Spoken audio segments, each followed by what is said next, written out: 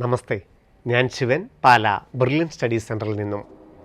കീം 2024 കേരളത്തിലെ engineering മേഖലയിലെയും medical MBBSൻ്റെയും BDSും ഉൾപ്പെടുന്ന medical മേഖലയുടെയും BPharm, architecture എന്നീ വിവിധ കോഴ്സുകൾക്കും അപേക്ഷിക്കാനുള്ള സമയമായിരിക്കുന്നു.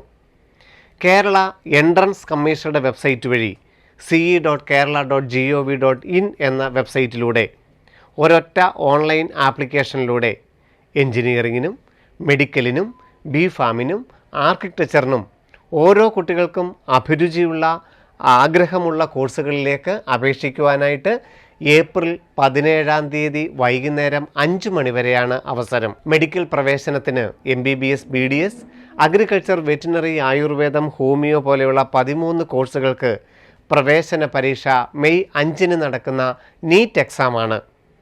കേരള മെഡിക്കലിന് അപേക്ഷിച്ചെങ്കിൽ മാത്രമേ കേരളത്തിലെ മെഡിക്കൽ കോളേജുകളിലും അതുപോലെ തന്നെ അനുബന്ധ മെഡിക്കൽ പ്രവേശനത്തിനും നമുക്ക് യോഗ്യത നേടുകയുള്ളൂ. മെഡിക്കലിനായി പ്രത്യേകിച്ച പ്രവേശന പരീക്ഷ നീറ്റ് അല്ലാതെ കേരളത്തിൽ മറ്റൊന്നും നടക്കുന്നില്ല. എങ്കിലും നമ്മൾ കേരളത്തിൽ നിർബന്ധമായും എല്ലാവരും അപേക്ഷകൾ സമർപ്പിച്ചിരിക്കണം. എഞ്ചിനീയറിങ്ങിന് ജൂൺ 1 മുതൽ 9 വരെ ഓൺലൈനായിട്ടും ബിഫാം കോഴ്സിനും അതേ പരീക്ഷയുടെ ഫിസിക്സും കെമിസ്ട്രിയും ഉൾപ്പെടെ നടക്കും. ആർക്കിടെക്ചറിനും നേറ്റ നടക്കുന്ന പ്രവേശന പരീക്ഷ എഴുതുകയും കേരളത്തിൻ്റെ വെബ്സൈറ്റിൽ പ്രത്യേകം അപേക്ഷിച്ച് മാർക്ക് അപ്ലോഡ് ചെയ്യുകയുമാണ് ചെയ്യേണ്ടത്. ഡീറ്റെയിൽഡ് നോട്ടിഫിക്കേഷനിലൂടെ നമുക്കൊന്ന് കണ്ണോടിക്കാം.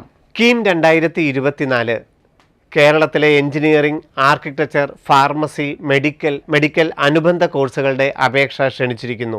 2024-25 അധ്യയന വർഷത്തിൽ ഈ എഞ്ചിനീയറിങ്ങിനും ആർക്കിടെക്ചറിനും ഫാർമസിക്കും മെഡിക്കൽ MBBS ഉൾപ്പെടെയുള്ള കോഴ്സുകൾക്ക് അഡ്മിഷൻ ആഗ്രഹിക്കുന്ന എല്ലാ വിദ്യാർത്ഥികളും, പ്രത്യേകിച്ചും മെഡിക്കലിനൊക്കെ നമുക്കറിയാം നീറ്റ് എക്സാം ആയതുകൊണ്ട് കേരളത്തിൽ അപേക്ഷ സമർപ്പിക്കണമെന്ന് പലർക്കും അറിയില്ല. നിർബന്ധമായും കേരളത്തിൽ അപേക്ഷ സമർപ്പിച്ചെങ്കിൽ മാത്രമേ, കേരളത്തിൽ അഡ്മിഷൻ കിട്ടാനുള്ള യോഗ്യത തെളിയിച്ചെങ്കിൽ മാത്രമേ കേരളത്തിൽ ഒരു പ്രവേശനം ലഭിക്കുകയുള്ളൂ. അതിൻ്റെ application KEAM 2024 online application 2024 March 27 ഇന്ന് മുതൽ കേരള എൻട്രൻസ് കമ്മീഷനുടെ വെബ്സൈറ്റിൽ അപേക്ഷിക്കാം. ഏപ്രിൽ 17 വൈകുന്നേരം 5 മണിയാണ് അവസാന തീയതി. അപേക്ഷിക്കുന്ന എല്ലാ വിദ്യാർത്ഥികളും, ഏതാണ്ട് 1.5 ലക്ഷത്തോളം വിദ്യാർത്ഥികളാണ് കീം 2024 പോർട്ടൽ വഴി അപേക്ഷിക്കുന്നത്. ആ മുഴുവൻ വിദ്യാർത്ഥികളും സമർപ്പിക്കേണ്ട സർട്ടിഫിക്കറ്റാണ് കേരളത്തിൽ ജന്മസ്ഥലം കാണിക്കുന്ന രേഖ, നേറ്റിവിറ്റി. അച്ഛനോ അമ്മയോ കുട്ടിയോ കേരളത്തിൽ ജനിച്ചു എന്ന് കാണിക്കുന്ന, കേരളത്തിലെ ജന്മസ്ഥലം രേഖപ്പെടുത്തിയിട്ടുള്ള നേറ്റിവിറ്റി സർട്ടിഫിക്കറ്റ്.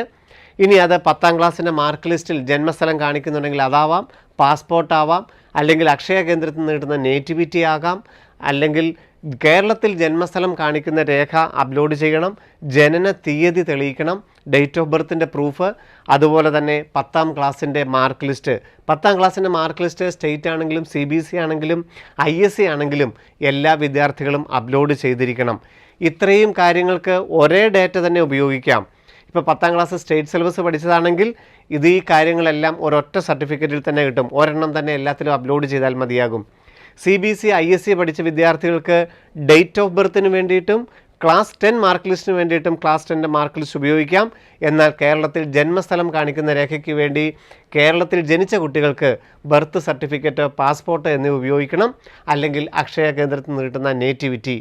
കുട്ടി കേരളത്തിലല്ല ജനിച്ചതെങ്കിൽ അച്ഛനോ അമ്മയോ കേരളത്തിൽ ജനിച്ചു എന്ന് കാണിക്കുന്ന പ്രൂഫാണ് അപ്ലോഡ് ചെയ്യേണ്ടത്. അങ്ങനെ ഏപ്രിൽ 17 എല്ലാ വിദ്യാർത്ഥികളും കേരളത്തിൽ ജന്മസ്ഥലം കാണിക്കുന്ന രേഖയും ജനന തീയതി കാണിക്കുന്ന ഡേറ്റ് ഓഫ് ബർത്തിൻ്റെ പ്രൂഫും 10ാം ക്ലാസ്സിൻ്റെ മാർക്ക് ലിസ്റ്റും ഫോട്ടോയും സിഗ്നേച്ചറും അപ്ലോഡ് ചെയ്ത് ആപ്ലിക്കേഷൻ ഫീസും അടച്ചാണ് KEAM 2024 medical, engineering, B Pharm, architecture കോഴ്സുകളുടെ പ്രവേശനം ഉറപ്പാക്കേണ്ടത്. എന്നാൽ അനുബന്ധ രേഖകൾ, റിസർവേഷൻ തെളിയിക്കുന്ന രേഖകൾ, OBC, Ezhava, Muslim, backward Hindu, Latin Catholics, Vishwakarma, Dheevara, OEC, SC, ST, അങ്ങനെ അതുപോലെ എക്സ് സർവീസ്മെൻ, മൈനോറിറ്റി, NRI, അങ്ങനെ നമുക്ക് അനുബന്ധ രേഖകൾ സമർപ്പിക്കാൻ ഏപ്രിൽ 24 വൈകുന്നേരം 5 മണി വരെ സമയം അനുവദിച്ചിട്ടുണ്ട്.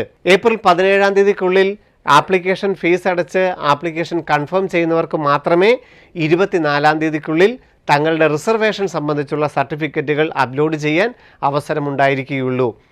ഈ മാർച്ച് 27 മുതൽ ഈ എല്ലാ സർട്ടിഫിക്കറ്റുകളും അപ്ലോഡ് ചെയ്തുകൊണ്ട് തന്നെ വേണമെങ്കിൽ ആപ്ലിക്കേഷൻ പൂർത്തിയാക്കുകയും ചെയ്യാം.